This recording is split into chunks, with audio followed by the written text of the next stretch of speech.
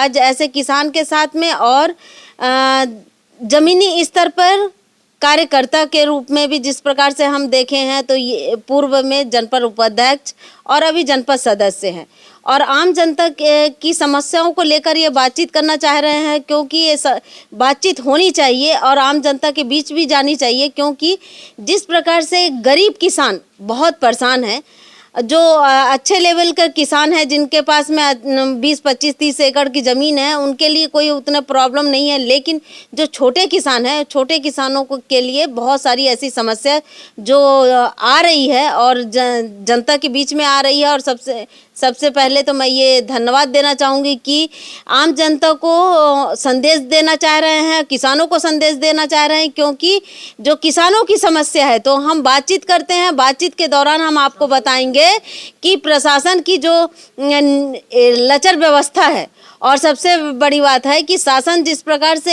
एक भ्रष्टाचार को रोकने के लिए बहुत सारी अच्छे योजना बनाती है, लेकिन प्रशासन इस पर कार्रवाई नहीं करती है और प्रशासन इस पर सुस्त है। और जिस प्रकार से तो मैं इनसे ही बातचीत करती हूँ, इनसे ही जानकारी लेना चाहती हूँ कि किसान क्यों ऐसा परेशान है, किस कारण से परेशान है। जी, आपका नाम क्या है? मेरा नाम अवधराम साहू, पूर्व जनपद उपाध्यक्ष, वर्तमान जनपद सदस्य हूँ।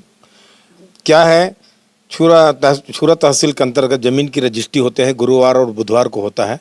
लोग रजिस्ट्री करते हैं, जिनका प्रमाणितकरण शासन के द्वारा ये हो गया है कि पंजीयक के द्वारा ही प्रमाणितकरण किया जाए।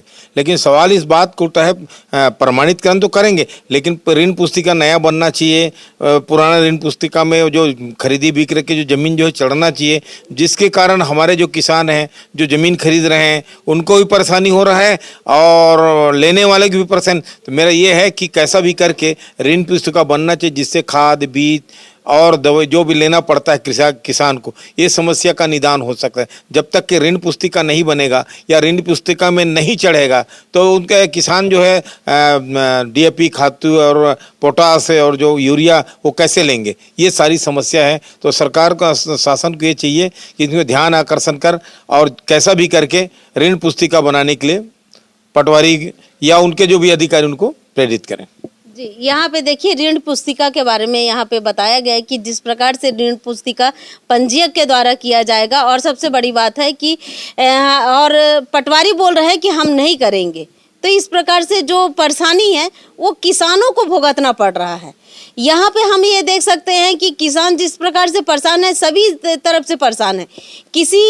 कभी ऋण पुस्तिका के नाम से परेशान है तो कभी अपने जमीन जायदाद के लिए परेशान है। तो ऐसी कई ऐसे समस्या है और यहाँ पे मैं बताना चाहूँगी, आम जनता को भी बताना चाहूँगी और ध्यान आकर्षण करना चाहूँगी, शासन प्रशासन को भी ध्यान आकर्षण करना चाहूँगी कि बंदोबस्त त्रुटि जिस प्रकार से होती है ये बताइए। और जब पंजीयक सभी करेंगे तो वो दस्तावेज देख कर बिना अवलोकन के चाहे वो ऋण पुस्तिका बना देंगे, चाहे जिस प्रकार से बना देंगे, लेकिन उस पर तो किसान परेशान हो जाएंगे। ये तो सबसे बड़ी समस्या है और ये इस पर तो ध्यान आकर्षण करते हुए ये बताना चाहूँगी कि बंदोबस्त त्रुटि जो आप लोग, हम तो ये कह सकते हैं कि किसान ज़मीन लेता है या पूर्वज की ज़मीन है और कुछ भी है तो ये समझ लीजिए कि पटवारी, आरआई और तहसीलदार के हाथ में है। केवल कागजों में एक लकीर खींच देने से उनकी किस्मत बदल जाती है और एक लकीर मिटा देने से उनकी किस्मत खत्म भी हो सकता है। ये समझ लीजिए कि एक गरीब के लिए एक ही नक्शा खसरा में कई लोगों को लकीर खींच के बेच दिया जाता है। किस प्रकार से कर रहे हैं ये बिल्कुल गरियाबंद जिला ही नहीं पूरे हर जगह ऐसा चल रहा है, लेकिन इस पर क्यों नहीं शासन प्रशासन इस पर ध्यान देती है। मैं कलेक्टर साहब से कहूँगी कि आपको पता है कि इस प्रकार से जो चल रहा है तो उसको बंदोबस्त त्रुटि को पूरी तरीके से दुरुस्त करना चाहिए, सीमांकन करना चाहिए। सीमांकन के लिए किसान 2-2, 3-3 साल से पड़ा हुआ है, सीमांकन करने नहीं जाते हैं। वहीं अगर जमीन दलाल अगर रहते हैं तो पूरे पटवारी, आरआई, चाहे वो छुरा के पटवारी भी आपको गरियाबंद में मिलेंगे, मैनपुर के पटवारी भी गरियाबंद में मिलेंगे और पूरे सारे पटवारी गरियाबंद में मिलके वो उस दलाल के पीछे रहते हैं। लेकिन किसान के लिए एक भी पटवारी के पास समय नहीं है। क्यों ऐसा? क्यों इस प्रकार से हो रहा है ये बताइए। जब शासन प्रशासन इस प्रकार से ढिंडोरा पीटती है, सुशासन का ढिंडोरा पीटती है, तो गरीब किसानों के लिए क्यों नहीं करती। आवेदन दे दे के थक जाते हैं और थकने के बाद में आखिर में वो ऊपर चले जाते हैं। ऊपर चले जाने के मतलब कि वो स्वर्गवास हो जाते हैं, लेकिन उस पर बंदोबस्त टूटी कभी भी समाप्त नहीं होता। और अभी ऋण पुस्तिका का जिस प्रकार से प्रशासन चाह रही है कि इस पर भ्रष्टाचार कम हो और इस प्रकार से करे, लेकिन यहाँ पर उल्टा ही दिशा बह रहा है। इस प्रकार से अभी खेल चल ही रहा है। आप कई किसानों से मिले होंगे तो उनकी किसान भाइयों के क्या और समस्या है। नहीं, किसान भाई का सबसे पहले क्या है कि ऋण पुस्तिका का सुधार। दूसरी बात क्या है, सबसे बड़ी समस्या है डीएपी खाद। सहकारी संस्था में डीएपी खाद नहीं है। और किराना अपना जो कृषि दुकान है वहाँ डीएपी खाद मिल रहा है, ये भी बहुत बड़ा समस्या है।